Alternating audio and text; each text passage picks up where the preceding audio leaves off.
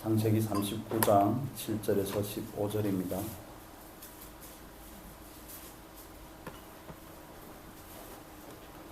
한 절씩 교독하겠습니다. 그 후에 그 주인의 처가 요셉에게 눈짓하다가 똥침하기를 청하니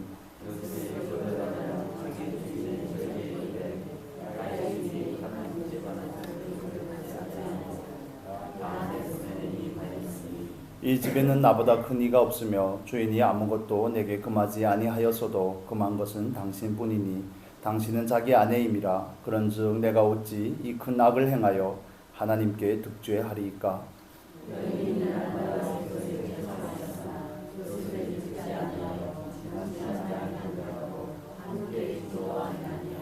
그러할 때에 요셉이 시모하러 그 집에 들어갔더니 그 집 사람은 하나도 거기 없었더라.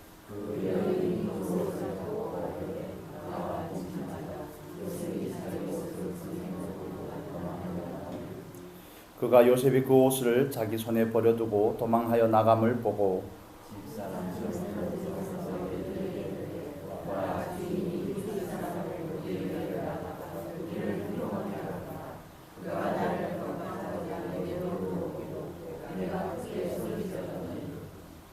같이 읽겠습니다.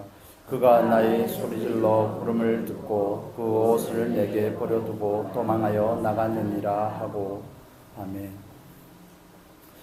39장 창세기 39장의 말씀으로 믿음으로 사는 삶 세 번째로 우리가 함께 나눠 보겠습니다. 지난주에 우리가 나눈 말씀에 대해서 잠깐만 생각을 해보면, 믿음으로 사는 삶은 하나님께서 하시는 일들에 대해서 기쁨으로 받는다고 그랬습니다. 기쁨으로 여긴다고 그랬습니다.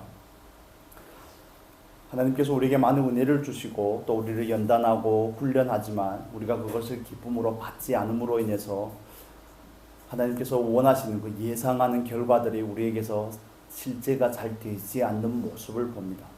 하나님께서 역사하시고 우리에게 또 방법도 가르쳐 주셨고 또 은혜로 우리를 인도하시고 우리가 감당할 수 있는 시험만 하나님께서 주시는데 때로는 감당하지 못하면 피할 길도 주시는 하나님이신데, 그러나 그분께서 하시는 일들에 대해서 우리가 기쁨으로 감사함으로 화답하지 못함으로 인해서 그분의 뜻이 우리를 통해 나타나는데 많은 지연함이 있는 것을 우리가 보게 됩니다. 하나님께서는 저와 여러분과 함께 하시는 하나님이신 줄로 믿습니다. 그건 하나님 편에서의 얘기입니다. 그런데 하나님께서 우리와 함께함이 우리를 통해서 나타나기 위해서는 우리가 하나님과 함께 하셔야 되는 줄로 믿습니다. 그분이 우리 안에 들어와 계시지만, 성령으로서 우리 안에 들어와서 좌정하여 계시지만 우리가 그분과 멀어질 때가 너무 많더라는 겁니다. 그래서 아모스서 3장 3절에서는 그렇게 말하죠. 두 사람이 뜻이 같지 아니한데 어찌 함께 하겠느냐, 어찌 동행하겠느냐, 이렇게 말씀을 합니다. 한번 찾아서 같이 읽어보면 좋겠습니다. 아모스서 3장 3절입니다.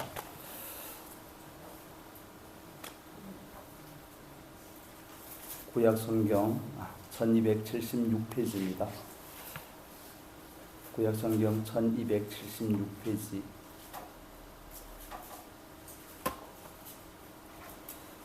같이 읽겠습니다. 3장 3절만 읽겠습니다. 두 사람이 의합지 못하고야 어찌 동행하겠으며. 여기서 의를 합한다는 것은 마음을 함께하는 것을 말하는 겁니다.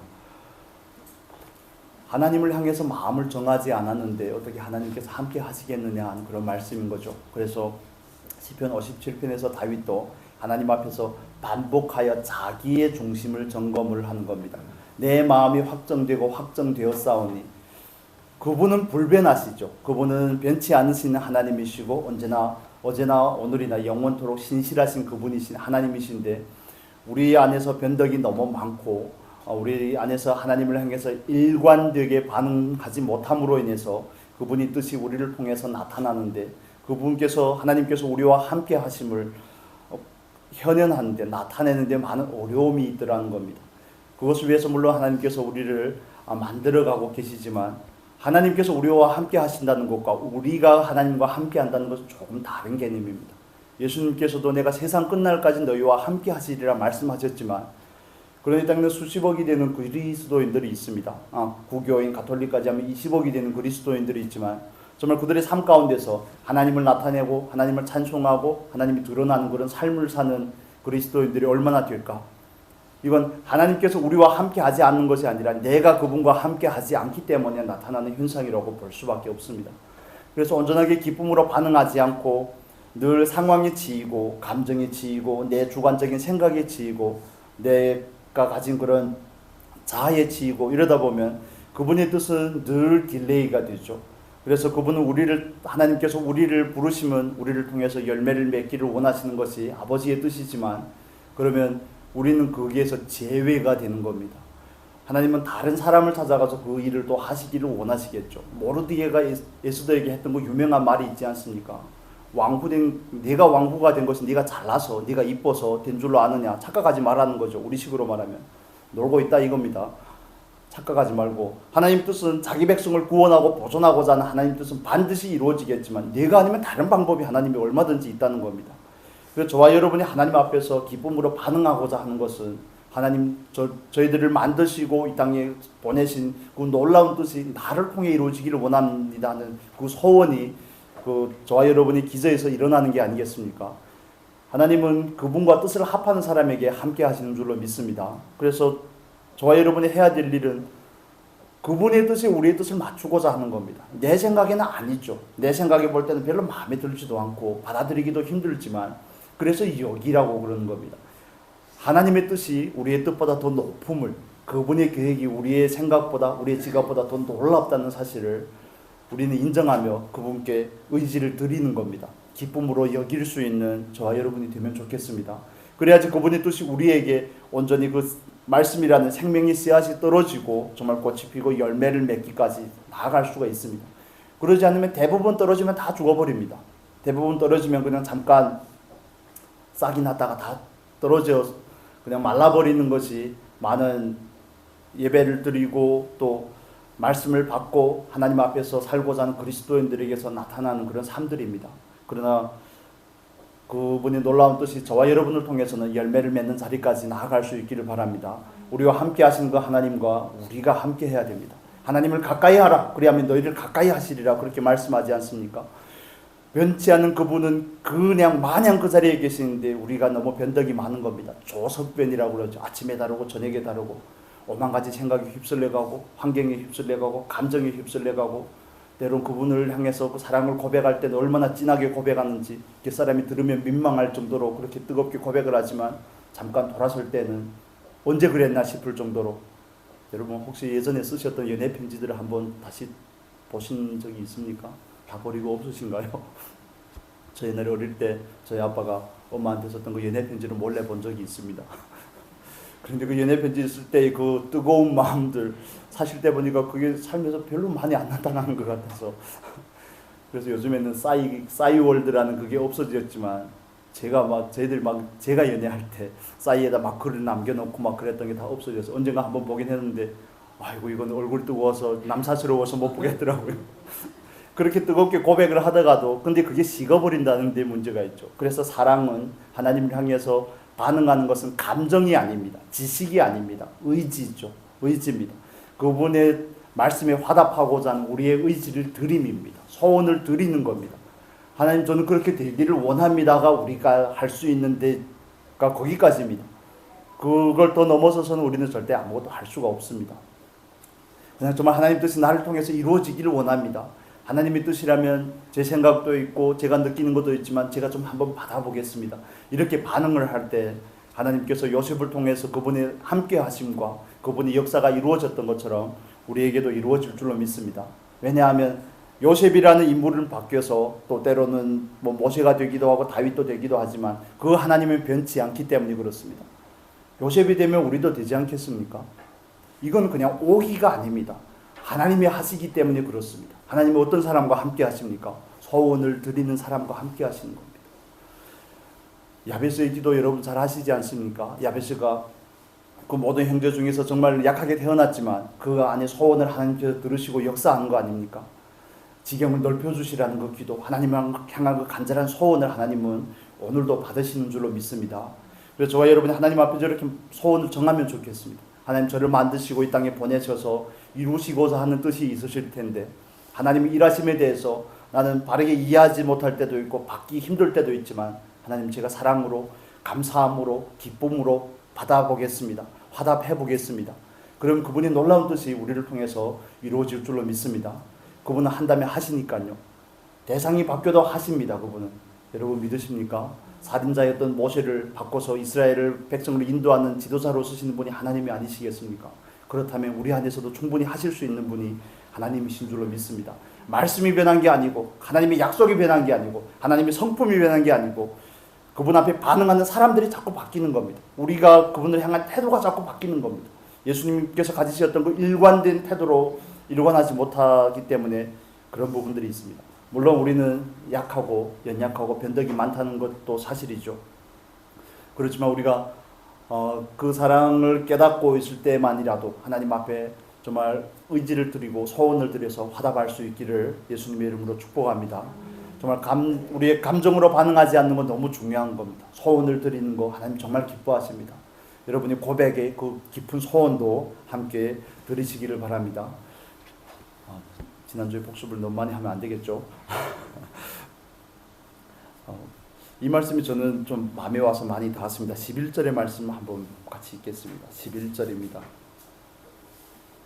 39장 11절 같이 읽겠습니다. 그러할 때에 요셉이 시무하러 그 집에 들어갔더니 그 집 사람은 하나도 거기에 없었더라. 그 집 사람은 하나도 없었더라. 그 집에 보디발의 아내를 빼고는 다 종인데, 일부 성경에는, 영어 성경에는 종이라고도 되어 있지만 여기서는 사람이라고 강조를 합니다. 사람은 하나도 없었더라. 사람은 없지만 누가 있는 겁니까? 사람은 없지만 하나님이 있는 거죠. 눈에는 보이지 않지만 그분이 계시는 겁니다. 이게 믿음으로 사는 사람이 가지는 특징 중에 한 가지입니다. 땅의 것에 반응하는 것이 아닙니다. 눈에 보이는 것에 반응하는 것이 아닙니다. 내가 만질 수 있는 것에 반응하는 것이 아니라 좀 위를 보고 살아야 되는 겁니다. 그분 앞에 반응하는 삶이죠. 여러분 어떻습니까? 정말 혼자 계실 때 내가 가지는 감정이나 생각이나 내가 가지는 그 말이나 태도나, 제가 장로님 모시고 운전하고 있다면 여기 지퍼를 딱 잠그고 운전을 하겠지만, 혼자 운전을 하면 조금 이게 지퍼가 자꾸 열리더라고요. 열리게 하시는 분들이 자꾸 많으셔서 한번 제가 여러분에게 한번 말씀을 드렸던 것 같은데, 저희 막내 딸내미 광양에 있을 때입니다. 신호가 바뀌었는데 앞차가 안 가는 겁니다. 앞차가 안 가고, 그러니까 딸내미가, 제가 뭐 아무 얘기도 안 했는데 우리 막내 유나가, 아빠 아줌만 가봐, 딱 그러는 거예요. 이거 어디 누군가에게서 들었다는 얘기 아니겠습니까? 저에게서 들었던 자기 엄마에게서 들었던. 그래가지고 정말 하나님 앞에 정말 회개를 많이 했습니다. 너무 미안하더라고요. 하나님께도 미안하고, 아빠 아줌만 가봐, 이런 얘기를 무의식 중에 저도 많이 했던 것 같습니다. 정말 많은 아주머님들께 심심한 사과와 위로의 말씀을 드립니다. 신호가 바뀌면 좀 빨리 가시기를. 그렇습니다. 같이 있을 때는 우리가 경계를 하기 때문에 그렇죠. 사람과 같이 있으면 우리는 정말 조심하려고 하고 경계를 하려고 합니다. 그런데 내가 대하기 편한 사람일 때는 정말 함부로 하는 모습들이 나오죠. 뭐 언니니까, 동생이니까, 가족이니까. 그런데 그분들에게만 기록이 되는 것이 아니라 하나님 앞에 기록이 된다는 데 문제가 있지 않습니까? 생명책과 행위를 기록하는 그 책에 기록이 된다는 데 문제가 있는 겁니다. 우리는 사람 앞에서 사는 것이 아닙니다. 환경을 대하여서 사는 것이 아니라 누구를 대하여 삽니까? 우리는 하나님을 대하여 삽니다. 그런데 이게 왜 자꾸 잊혀지는지, 왜 자꾸 늘 이렇게, 우리가 늘 각성에서도 문제가 되겠지만 이걸 자꾸 잊어버리는지. 그래서 이 문제는 우리가 늘 우리의 기억에 의존해서 하나님의 임재를 인식하려고 하기 때문에 그렇습니다. 기억으로 인식하는 게 아닙니다. 기억으로 인식하는 것이 아니라 이건 삶입니다. 그냥 실제입니다, 여러분. 그래서 그게 우리들의 기억에 의존해서 기억이 될 때만 그분의 임재를 의식하는 게 아니라 그냥 삶이 되고 저와 여러분에게 제2의 천성으로 이렇게 실제가 될 수 있기를 바랍니다. 그렇게 훈련이 되셔야 되는 겁니다. 여러분, 다시 여러분도 읽으셨겠지만 그 책을 다시 한번 읽어보시기를 권합니다. 하나님의 임재 연습, 하나님의 임재 연습. 많은 믿음의 거장들이 강조하는 부분들이 그겁니다. 우리가 늘 기억을 가지고 하나님께서는 지금 나와 함께 계시고 불꽃 같은 눈동자로 나를 바라보고 계시고 어디에 가든지 어디에가 자리를 펴든지 거기에도 함께 하시는 그 하나님. 기억을 의존하는 게 아닙니다. 기억을 의존하는 것이 아니라 그거는 실제죠. 실제되는 삶입니다. 그래서 그분과 동행하는 삶이라든지 그분이 임재 가운데 거하는 삶은 그냥 삶의 실제입니다. 그래서 실제가 되기까지 우리는 처음에는 기억을 의존해야 되겠지만 실제가 되는 그 자리까지 나아갈 수 있기를 바랍니다. 그래서 그게 훈련이 되어야 된다는 겁니다. 하나님을 의지하는 것도 마찬가지입니다. 기도해서 아뢰는 것도 마찬가지입니다. 그분께 모든 것을 맡겨놓는 것도 마찬가지입니다. 맡기고 싶지 않은 사람이 어디에 있습니까? 맡기고 싶은데 안 맡겨지잖아요. 기도를 드리는데 믿음이 안 가거든요. 그것은 실제가 되지 않았기 때문이고 반복적인 연습이 없기 때문에 그런 부분들이 있는 것입니다. 그래서 우리는 기억을 의존해서 지식을 의존해서 그분의 임재를 감지하는 것이 아니라 인식하는 것이 아니라 이건 삶의 실제입니다. 그냥 우리가 같이 있으면 같은 공간에 있고 같이 걷거나 하면 그분이 계시다는 것을 내 옆에 이웃이나 혹은 다른 사람이 있다는 것을 그냥 어렵지 않게 느끼는 것처럼 하나님께서 우리와 함께 하신다는 그 사실, 보고 계시고 임재해 계시고 우리들을 살피시고 인도하신다는 그 사실이 우리에게 외적인 걸로 다가오는 것이 아니라 내면으로 그냥 알아지면 좋겠습니다. 그러기 위해서는 우리가 그분의 깊으심과 넓으심과 좀 더 많이 나아가고 많이 성장해야 될 필요가 있겠죠. 그래서 궁극적으로는 우리는 또 온전한 자리로 나아가야 되는 것입니다. 그냥 잠깐 그분의 임재를 기억했을 때만 잠깐 나에게 역사하는 게 아니라 늘 노아와 같이 에녹과 같이 그분과 일관되게 정말 동행할 수 있는 저와 여러분이 될 수 있기를 예수님의 이름으로 축복합니다. 이건 얼마나 놀라운 축복인지. 에녹이 별다른 일이 했습니까? 65세까지는 마음대로 살다가 모두세를 낳고 나니까 정신이 번쩍 든 거죠. 이 아들이 죽을 때면 홍수가 오겠구나, 심판이 오겠구나. 모두셀라라는 뜻이 그 뜻이라고 말씀을 드렸죠. 창을 던지는 자가 내 이 아들이 죽는 그날이 온다고 그랬는데 과연 모두셀라가 969세까지 살았는데 그가 죽는 그 해 노아가 600세 되던 해 홍수가 온 거 아닙니까? 심판이 온 거죠. 그래서 그 다음에 삶은 65세 이전의 삶과 65세까지 삶과 65세 이후의 삶은 확연하게 달라지는 겁니다. 왜냐하면 어떤 일이 있을 것을 그가 계시를 받아 알기 때문에 그렇습니다. 동행하는 삶, 특별한 거 하라고 하는 것이 아니라 하나님 저와 여러분에게 나를 위해서 뭔가를 내놓으라고 하고 뭔가를 하라고 그러는 것이 아니라 그것보다 먼저 나는 너와 함께 하고 싶다는 것을 성경에서 일관되게 강조하는 겁니다. 왜 예배를 드립니까? 왜 제사를 드립니까? 왜 속죄제를 드리고 속건제를 드리고 합니까? 하나님과 관계가 멀어지기 때문에 그렇습니다. 함께 하기를 원하시는 그 하나님, 임마누엘로 오늘도 우리와 함께 하기를 원하시는 그 하나님의 사랑을, 그 마음을 우리가 조금 헤아릴 수 있으면 좋겠습니다. 이스라엘의 진중앙에 좌정하셔서 이스라엘 백성과 함께 하셨던 그 하나님, 불기둥과 구름기둥으로 함께 하시고 예수 그리스도께서 육신의 몸을 입고 이 땅에 오셔서 친히 이스라엘 백성들과 자기 백성들과 함께 하시는 그 하나님을 가시적으로 눈에 보이게끔 보여주셨던 그 하나님, 이제는 어떻게 우리 안에 함께 계십니까? 성령으로 우리 안에 와서 우리와 함께 하시는 줄로 믿습니다. 그렇기 때문에 그분이 임재를 인식한다는 것, 그분이 내 안에 계시다는 것 사실을 안다는 것은 그냥 기억을 의존하는 게 아닙니다. 그냥 알아지면 좋겠습니다. 그냥 알아지면 그 자리까지 우리가 나아가기 위해서 정말 부단히 우리의 육체를 버리고 하늘의 반복적인 훈련들이 있어야 될 줄로 믿습니다. 정말 그걸 사모하시면 좋겠습니다. 하고 회개하는 것도 좋지만 하지 않고 먼저 알면 얼마나 좋을까요? 정말 저는 그런 삶을 정말 소원을 하는데 거기에 상응하게 얼마나 열심을 내고 있는지는 잘 모르겠어요. 장담할 수는 없습니다. 그런 삶이 얼마나 거기에는 평안이 있고 자유로움이 있는지, 그 어떤 것이든 매이지 않는지. 그래서 사도 바울이 하는 고백들이 그런 겁니다. 하나님의 말씀은 매이지 않았다는 거죠. 내가 감옥에 있든 밖에 있든 그건 중요한 게 아니라는 겁니다. 사도 바울에게 있어서. 요셉에게 있어서도 마찬가지죠. 보디발의 집에서 종살이를 하면 어떻고 감옥에 가서 죄수의 몸으로 억울하게 거기에 갇혀 있으면 어떻습니까? 하나님께서 일관되게 그에게 은혜를 베푸시고 그는 일관되게 하나님의 임재를 충분히 누리고 있다는 것을 우리는 성경을 통해서 볼 수 있습니다. 여러분 정말 우리가 함께 사모하면 좋겠습니다. 기억에 의존하는 신앙이 아니라, 다른 사람의 말을 듣고 그분의 임재를 인식하는 것이 아니라 안에서 그냥 알아지는 겁니다. 우리의 영과 성령께서 하나 되셨기 때문에, 연합이 되었기 때문에 자연스럽게 알아지는 게 너무 정상적인 겁니다. 알지 못하는 이유가 무엇일까요?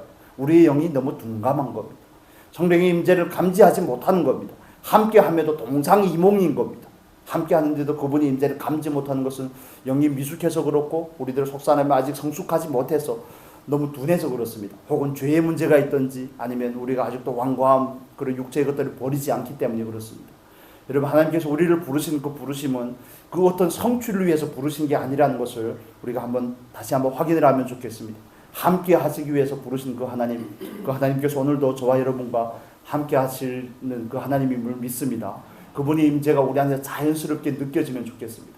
집에 손님이 있는데 투명인간 취급하는 사람이 있습니까? 학교에서는 가끔씩 왕따 시킬 때 그런다 그러더라고요. 투명인간 취급을 한다고. 그런데 하나님은 우리 안에서 그런 존재가 아니십니다. 그렇기 때문에 우리가 요셉을 통해서 볼 수 있는 것은, 집에 들어갔더니 사람은 하나도 없더라. 사람은 없는데 하나님은 계시는 거죠. 하나님은 거기 계시는 겁니다. 그래서 누가 유혹하든 그 어떤 일이 벌어지든 요셉은 늘 하나님 앞에 있는 겁니다. 그래서 우리가 어려운 라틴어로 쓰지 않습니까? 코람데오 하는 것은 하나님 앞에서 산다는 뜻입니다. 그래서 저와 여러분의 삶이 늘 하나님 앞에 있는 그런 삶이 될 수 있기를 바랍니다. 그게 정말 가장 복되고 은혜 있고 자유로움이 있는 그런 삶입니다. 사람은 없지만 하나님은 있습니다. 요셉이 보디발의 아내의 그 청에 반복적으로 거부함으로 인해서 자기가 가진 모든 걸 잃었지만 하나님을 잃지 않습니다. 하나님 앞에 사는 사람은 하나님을 잃어버리지 않습니다. 그러나 하나님 앞에서 살지 않고 세상을 향해서 살고 사람을 향해서 사는 사람은 세상 것을 얻을지는 모르지만 하나님을 결국엔 잃어버리게 됩니다. 롯과 아브라함의 예를 우리가 보지 않습니까? 에서와 야곱의 예도 보지 않습니까? 여러분, 그래서 우리는 눈에 보이는 것을 쫓는 사람이 아닙니다. 만질 수 있는 것을 쫓아가는 그런 사람이 아니라 우리는 하나님 앞에서 살아가는 사람들인 줄로 믿습니다. 그래서 이것은 저와 여러분이 스스로를 어떻게 인식을 하느냐, 나는 누구냐 하는 이 질문에 먼저 답을 하는 것으로부터 시작할 수 있습니다. 여러분 누구십니까? 여러분의 우리의 나이나 신분이나 사회적인 지위나 그런 가족 관계나 그걸 넘어서서요, 성경에서 말하는 여러분은 누구십니까? 하나님의 말씀은 우리를 누구라고 말씀합니까? 거기에 온전한 화답이 있어야 되는 겁니다. 그것이 정리가 되어야지 내 존재에 대한 바른 인식이 생기게 됩니다. 예를 들면 대표적으로 로마서 8장 9절에서 말씀하는 것처럼 하나님의 영으로 인도함을 받는 사람은 하나님의 자녀들이라고 말씀을 합니다. 하나님의 자녀들은 어떻게 난 겁니까? 육으로 났습니까? 영으로 났습니까? 육으로 난 것은 육이요, 영으로 난 것은 영이니, 저와 여러분은 하나님 앞에 영적인 존재입니다. 그래서 우리는 하나님 앞에서 영이신 하나님 앞에서 사는 영적인 존재라는 사실, 여기에 이걸 모르면 하나님 앞에서 사는 삶은 그냥 공허한 메아리에 불과한 것이죠.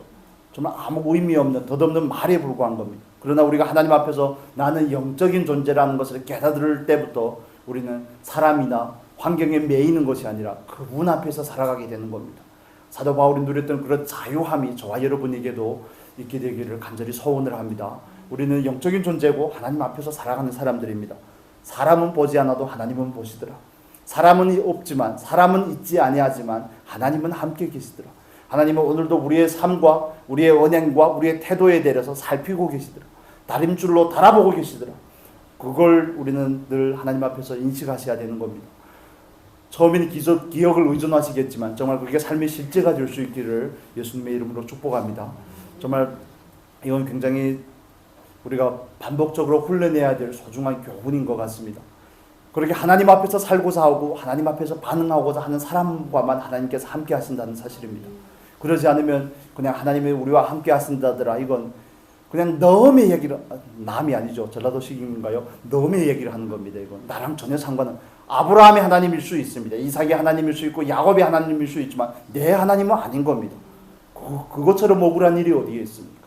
다 똑같은 예수를 믿는데, 다 똑같이 죄인이었고 똑같이 은혜를 입었는데 이러면 안 되는 겁니다. 이러면 배를 꼬여야 되는 겁니다. 화가 나야 되는 겁니다. 이것이 밭을 사면 배가 아파하지 마시고, 이런 일에는 화가 나야 되는 겁니다. 똑같은 하나님을 믿는데 왜 그분은 누리고 나는 못 누리나? 이런 것은 정말 하나님 앞에서 우리가 정말 충분히 화를 내야 될 만큼 아파해야 될 문제라는 사실을 우리가 다시 한번 상기하면 좋겠습니다. 그래 믿음으로 사는 사람은 하나님과 동행하는 삶을 살기 위해서 힘쓰는 사람입니다. 하나님을 인식하고 사는 사람입니다. 우리가 또 살펴보겠습니다. 밑으로 내려가셔서 우리가 읽지는 않았지만 21절의 말씀 보겠습니다. 여러분 성경을 통해서 21절 같이 보겠습니다. 21절 같이 읽겠습니다. 여호와께서 요셉과 함께 하시고 그에게 인자를 더하사 전옥에게 은혜를 받게 하시매. 아멘. 여기 20절에 보면 이렇게 나옵니다. 이에 요셉의 주인이 그를 잡아 옥에 넣으니 그 옥은 왕의 죄수를 가두는 곳이었더라. 요셉이 옥에 갇혔으나 하나님께서 그에게 은혜를 베푸셨다는 것입니다. 여러분 창세기 39장의 배경은 수천 년 전에 기원전 수천 년 전의 얘기죠. 지금으로부터. 그때는 노예는 물건이라고 말씀을 드렸습니다. 그런데 여러분 같으면 우리 아내나 남편에게 이런 일들이 생겼다면, 오해일지라도 이런 일이 생겼다면 어떻게 하시겠습니까?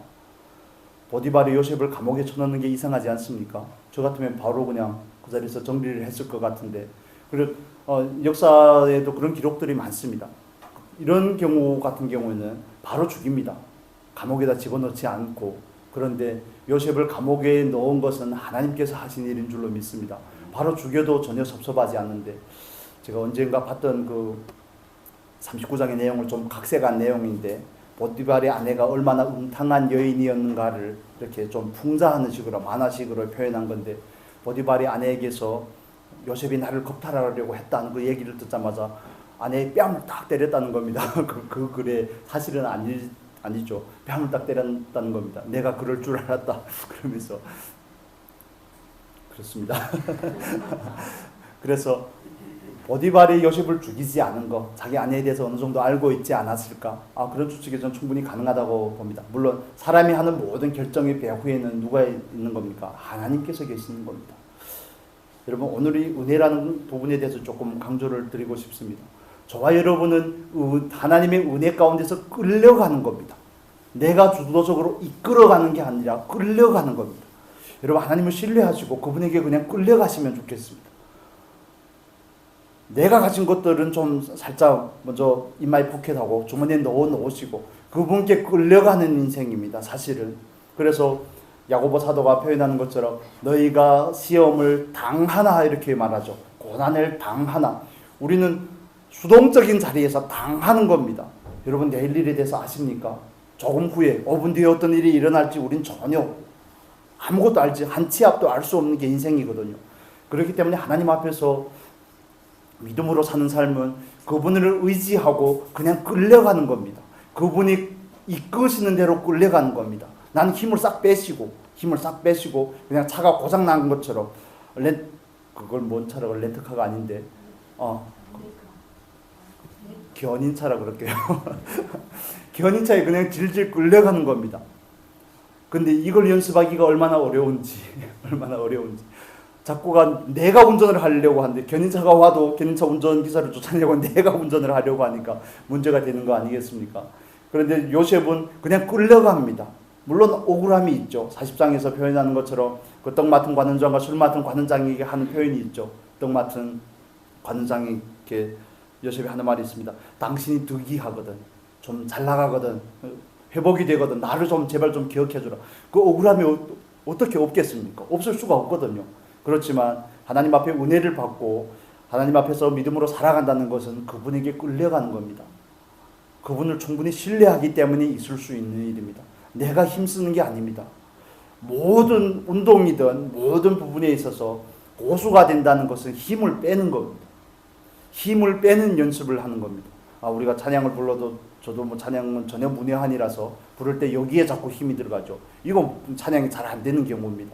힘을 빼는 거죠. 운동도 마찬가지입니다. 예전에 어릴 때 태권도를 배울 때도 저희 관장님 그런 얘기를 하죠. 힘을 좀 빼라고 계속 그게 그렇게 쉽게 됩니까? 그래서 최소한 한 10,000번 정도는 연습을 해야지, 정확한 자세로 10,000번 정도는 연습을 해야지 그게 된다고 그렇게 얘기를 하시더라고요. 그래서 우리가 하나님을 믿는 삶으로 나아가는 것은 그분의 은혜에 나를 그냥 내고 던져 맡기는 겁니다. 질질 끌려가셔야 됩니다. 힘을 빼시고 그분을 의지하고 그분에게 맡기실 수 있기를 바랍니다. 모든 염려를 그분에게 맡겨보시면 어떻겠습니까? 정말 한 치 앞도 알지 못하는 인생, 내가 계획한다고 뭐가 계획대로 됩니까? 잘 안 되거든요. 정말 내 마음에 계획이 있을지라도 그 걸음을 인도하시는 분은 하나님이신 줄로 믿습니다. 그래서 내 명철이나 내 계획이나 이런 것들은 내려놓으시고 힘을 좀 빼실 수 있는 저와 여러분이 되면 좋겠습니다. 하나님의 은혜가 우리의 인생을 이끌어가고 영위해 가도록 만드는 것이지, 내가 뭔가를 한다고 해서 내가 뭔가를 결정 지을 수 있는 것이 아닙니다. 결과를 바꿀 수 있는 것도 아닙니다. 우리는 그냥 그분이 우리에게 주시는 은혜를 따라서 믿음의 분량만큼 반응하는 겁니다. 힘을 뺄 만큼 힘을 빼는 거죠. 그냥 하나님 이끌어 주십시오. 제가 좀 힘을 빼겠습니다. 파킹에다 놓으면 안 된다니까요. 자꾸 기어를 놓고 세차장 들어가면 안 됩니다. 어디다 놔야 됩니까? N에다 놔야죠. 기어를 빼야 된다니까요. 그래야 세차도 되고 끌려가는 게 되지, 그냥 파킹에다 놓으면 아무도 못합니다. 그런데 이 힘을 빼는 게 얼마나 잘 안 됐는지, 그래서 하나님께서 우리를 어떻게 하십니까? 그래서 우리를 연단하시는 겁니다. 연단하시는 겁니다. 우리 시편 105편의 말씀 한번 보겠습니다. 시편 105편 18절입니다.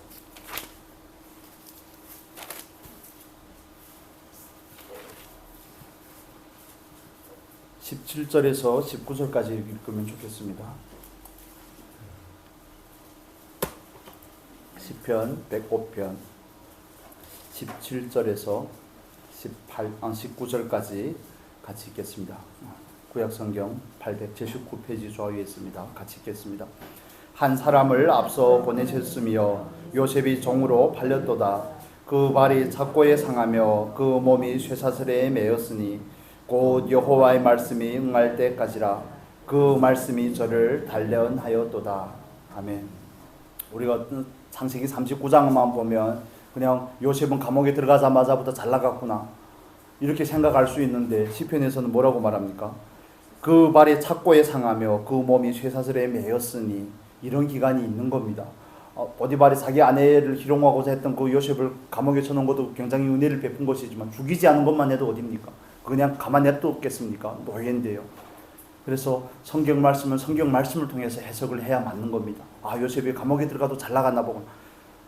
하나님의 은혜는 요셉으로 하여금 목숨은 부지하게 했지만 발이 착고에 채이고 몸이 쇠사슬에 매이게끔 감옥에 갈 수 있는 만큼의 은혜를 주시는 겁니다. 하나님 우리에게 주시는 은혜가 늘 그렇습니다. 과부하에 걸리지 않습니다. 우리에게 적절한 은혜를 주시죠. 하나님이 요셉이라는 사람을 만들기에 합당한 은혜를 주십니다. 그래서 우리는 상대적으로 자꾸 비교하면 어려워집니다. 왜 제 인생은 요셉은 그런 기도를 하지 않았을까요? 그냥 상상이지만, 왜 하나님 저는 저희 할아버지 이삭처럼 그냥 한 번에 모든 걸 다 끝내고 평안하게 살면 안 됩니까? 이렇게 이방 땅으로 팔려와서 종이 되고 오해를 받고, 그 보디발의 아내가 잘못한 건 제가 뭔 잘못한 것이, 그 마음에 얼마나 억울함과 원통이 있었겠습니까? 성경은 표현하지 않지만, 그러나 그는 착고에 발이 차이고 또 쇠사슬에 매인바 되어서 하나님의 말씀의 때까지 연단을 받는 겁니다. 그 기간이 얼마인지 정확하게 나와 있지만 최소한 2년 이상이라는 것은 우리가 알 수 있죠. 40장의 말씀을 비로소 말씀이 저를 단련하기까지 거기서 단련을 받는 겁니다. 어떻게 단련을 받는 겁니까? 그분의 은혜에 온전히 순응할 수 있도록 단련을 받는 겁니다. 질질 끌면 그냥 끌려가겠습니다. 술 맡은 관원장의 꿈을 해석해주고 그분이 나가서 득이하면, 정말 잘 나가면 자기를 살려줄 줄 알았는데, 제가 읽어드리겠습니다. 성경은 어떻게 묘사를 하냐면, 하나님께서 물론 하신 일이죠. 40장 23절에 보면 술 맡은 관원장이 요셉을 기억지 않고 잊었더라. 기억지 않고 잊은 시간이 2년이라는 시간입니다. 이게 하나님의 말씀의 때가 이루어지는 시간이 아니겠습니까? 거기엔 인고의 시간이 필요한 겁니다. 단련한다는 건 물에 집어넣었다 불에 집어넣었다 이거 반복을 하는 거죠. 순도가 높아지기까지. 욥기 23장 10절에 말하는 것처럼 정말 주께서 나를 단련하신 후에는 내가 정금같이 나오리라. 정금이 그렇게 쉽게 나오는 게 아닙니다. 그 정금이 되게 하기 위해서는 말씀이 그를 단련하고 말씀이 그를 연단을 하는 겁니다. 온전히 하나님의 은혜에 순응할 수 있는 사람이 될 수 있을 때까지 하는 겁니다. 하나님의 때까지 하는 거죠. 근데 그 법을 배우는 게 얼마나 어려운지, 그렇기 때문에 하나님께서 저와 여러분의 삶 가운데서 우리가 원하든 원치 않든 우리에게 그 일들을 행하시는 겁니다. 여러분, 정말 우리가 하나님의 의도를 아셨다면 하나님의 의도에 그냥 나를 내가 던지고 맡기시면 좋겠습니다. 내가 던져 맡기시기를 예수님의 이름으로 축복합니다. 도시락 500리의 도시락 가지고 어차피 내가 먹어도 좀 있으면 배고플 것이고 내어 던지는 겁니다. 내어 놓는 겁니다. 그냥 물론 하나님의 은혜가 있어야만이 가능한 일이죠. 우리가 가진 지식, 우리가 가진 열정, 우리가 가진 것으로 뭘 할 수 있겠습니까? 그냥 할 수 있는 데까지만 하는 겁니다. 그냥 모션만 취하는 거죠. 소원만 드리는 겁니다. 뭘 할 수 있겠습니까? 하나님 앞에서. 그런데 이 고백이 나오기까지는 연단이라는 시간들이 필요하다는 겁니다. 우리가 지금 저희 교회에서 많은 분들은, 많은 지체들은 이 고백이 정말 자연스럽게 나오지만 그런데 여기까지 오기까지 얼마나 많은 인고의 시간들이 있었습니까? 채워지고 넘어지고 반복되는 하나님의 연단하심이 우리를 여기까지 오게 하고 그 고백을 하는 일이 어렵지 않게끔 된 줄로 믿습니다. 모든 게 하나님의 은혜인 줄로 믿습니다. 그래서 하나님께서 마땅히 영광을 받으셔야 되는 겁니다. 질질 끌려가셔야 됩니다. 내 계획이 하나님의 계획과 맞지 않다면 그냥 정말 가차없이 내려놓을 수 있는 그런 믿음의 용기가 우리에게 필요한 것입니다. 우리의 명철함을 의지하지 말고 하나님의 때와 하나님의 방법에 순응하는 것을 배우실 수 있기를 바랍니다. 정말 물 흐르듯이 그 일이 우리 안에서 자연스럽게 일어나시면 좋겠습니까? 왜 저만요? 왜 그 사람은 아닌데 왜 저는요? 이렇게 자꾸 이런 질문들이 올라오면 그걸 가지고 오롯이 하나님 앞으로 나가 그걸 솔직하게 다 털어놓으시길 바랍니다. 안에 가지고 있으면 병이 됩니다. 내 안에 가지고 있으면 뼈를 마르게 하는 겁니다. 하나님을 향해서 그거 토설하는 것은 하나님께서 다 받아주시는 줄로 믿습니다. 우리의 수준을 알기 때문에 그렇습니다. 여러분 토설하실 때 없으신가요? 모든 것이 다 그렇게 아멘으로 감사함으로 받고자 하는 것이지 완전히 다 받아지면 우리가 여기에 있으면 안 됩니다. 잘못 오셨습니다. 그러면 여기는 우리가 있을 자리가 아닙니다. 받고자 하는 것이죠. 받고자 하는 것입니다. 거기에 동의가 되는 것만 해도 얼마나 대단한데요. 얼마나 놀라운 하나님의 은혜인데요. 받고자 하는 것이지 완전히 100% 아멘이 되는 게 아니더라는 것입니다. 그렇기 때문에 우리는 하나님 앞에서 그런 믿음의 선진들이 가졌던 그 믿음의 태도, 반응하는 그 반응을 우리는 주목하고자 하는 것입니다. 예수님께서도 하나님이신데 육신을 입고 이 땅에 오셨지만 하나님의 아들이 아니십니까? 오죽하면 겟세마네 동산에서 그런 기도를 드리셨겠습니까?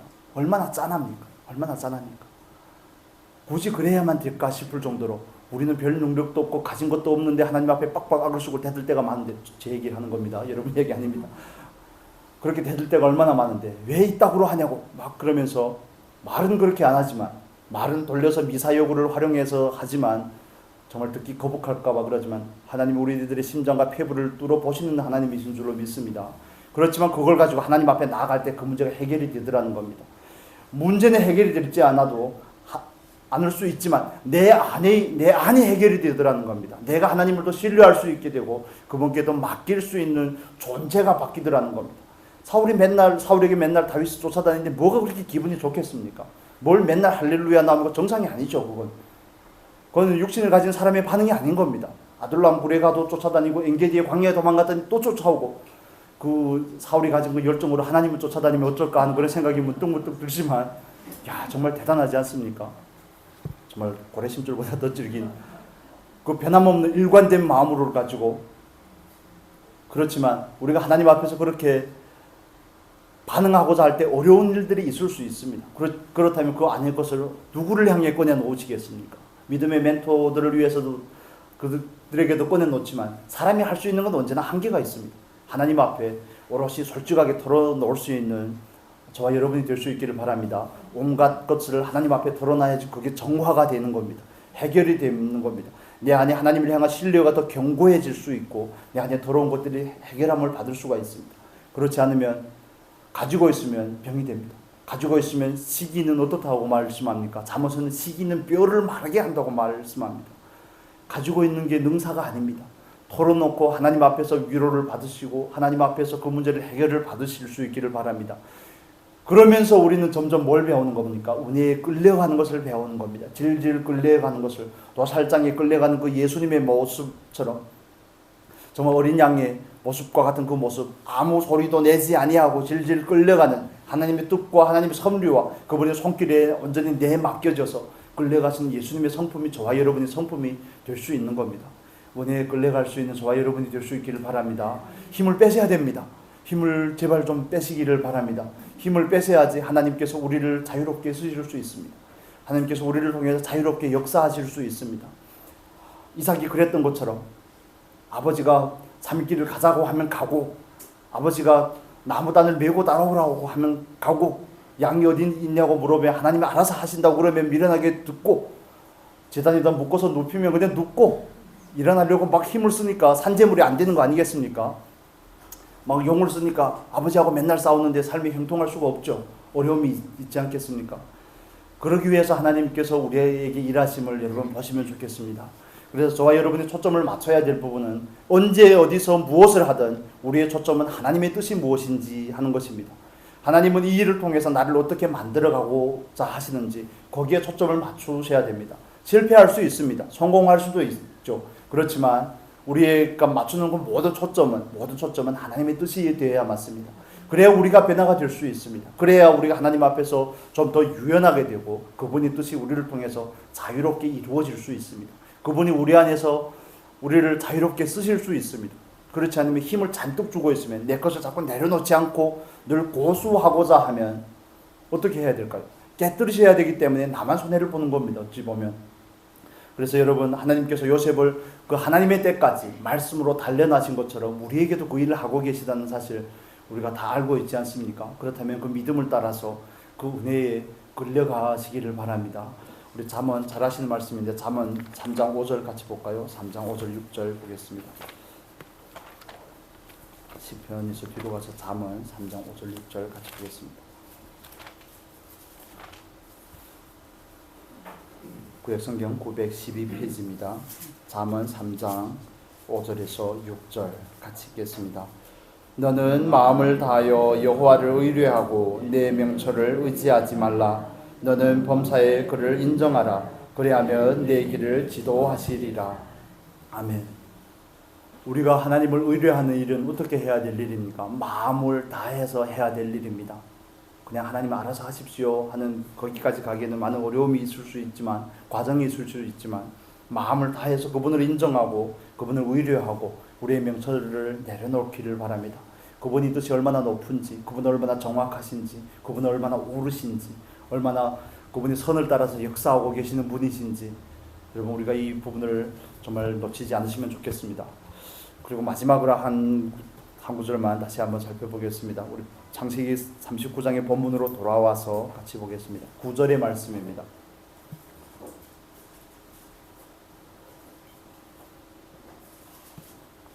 창세기 39장 9절의 말씀 우리 같이 읽겠습니다.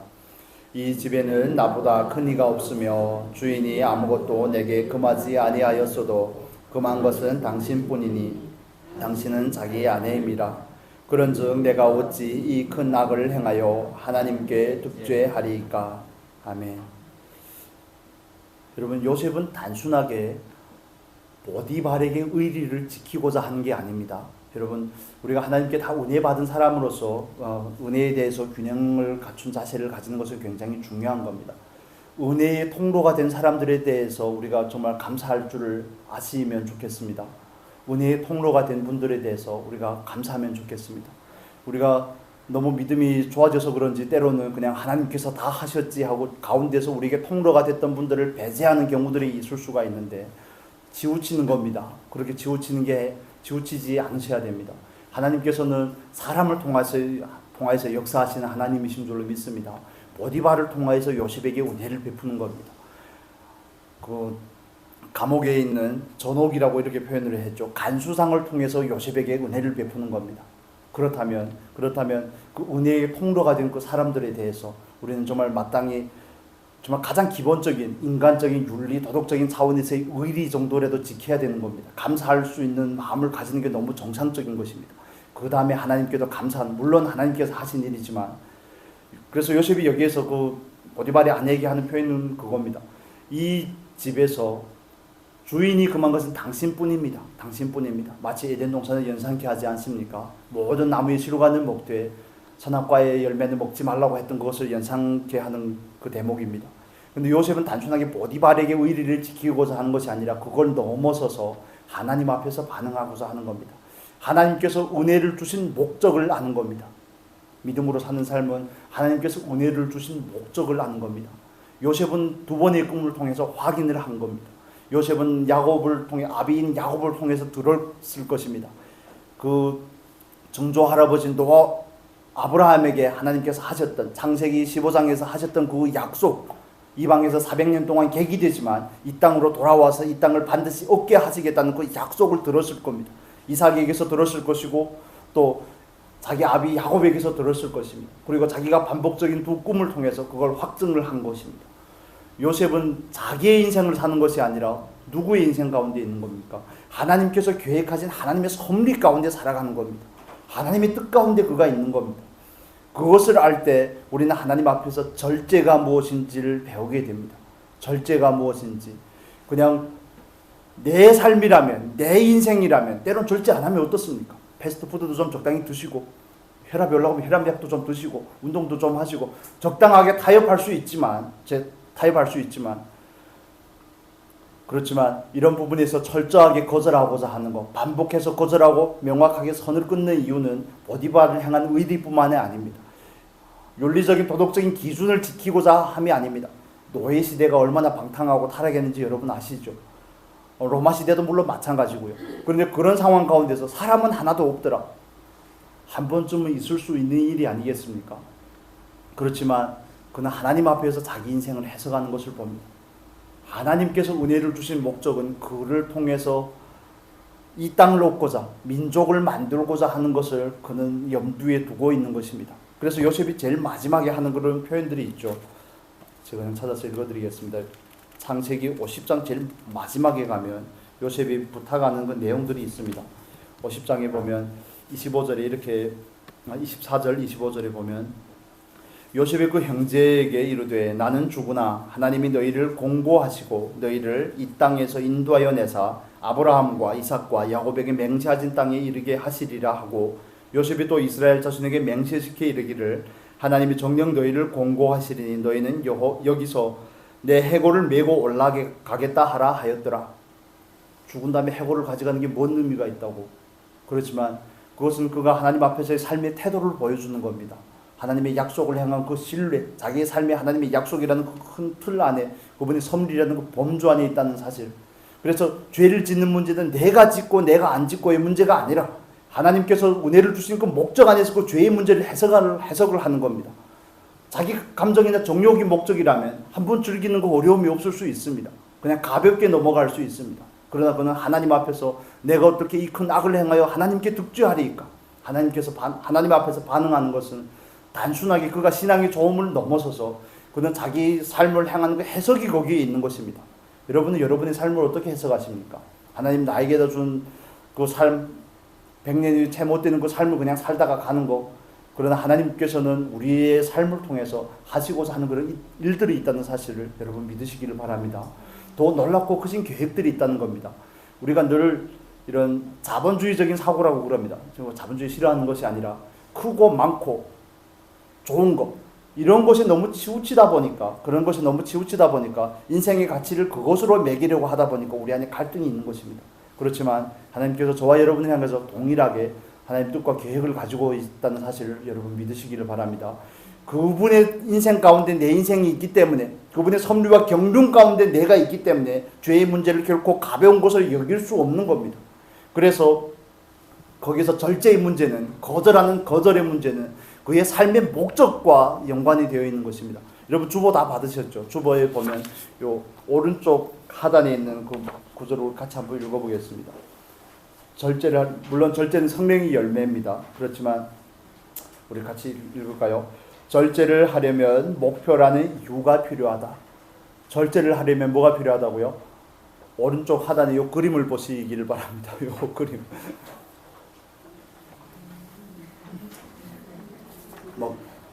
왼쪽 상단에서 찾으시는 분들이 계신데 그림을 보시면 절제를 하려면 뭐가 필요하다고요? 목적이라는 이유가 필요한 겁니다. 요셉의 삶은 자기 목적이 아닌 하나님의 목적 가운데 있습니다. 은혜에 있는 반드시 해당되는 목적이 있습니다. 그렇기 때문에 그가 그 문제를 그렇게 민감하게 반응하는 이유가 거기에 있습니다. 여러분, 저와 여러분이 하나님 앞에서 내 시각으로 우리의 인생을 바라보지 마시고 하나님의 시각과 더 큰 뜻과 경륜 안에서 우리의 인생을 바라보고 재해석할 수 있는 그런 통찰을 가지시기를 바랍니다. 그건 곧 지혜입니다. 말씀을 통해 얻을 수 있는 지혜, 숲을 볼 줄 아는 지혜입니다. 얼마나 놀라운 것인지. 이 큰 틀을 알아야지 그 큰 틀 안에서 내 인생, 경점과 같은 내 인생의 해석이 가능한 겁니다. 큰 틀을 알아야지 내 인생을 보는 태도와 관점이 바뀌게 되는 겁니다. 그 인생을 향하는 해석이 달라지고, 그래야지 우리가 인생을 대하는 그 태도가 확연하게 달라지게 되는 것입니다. 여러분, 요셉은 하나님 앞에 반응할 뿐만 아니라 하나님의 입장에서 자기 인생을 해석하는 겁니다. 그는 분명한 하나님의 목적, 은혜의 목적, 그 목적으로 인해 그는 절제하는 겁니다. 지난주 우리가 찾아봤던 고린도전서 9장의 말씀도 그렇죠. 경주하는 자는, 달리기를 하는 자는 어떻게 한다고요? 범사에 절제한다고요.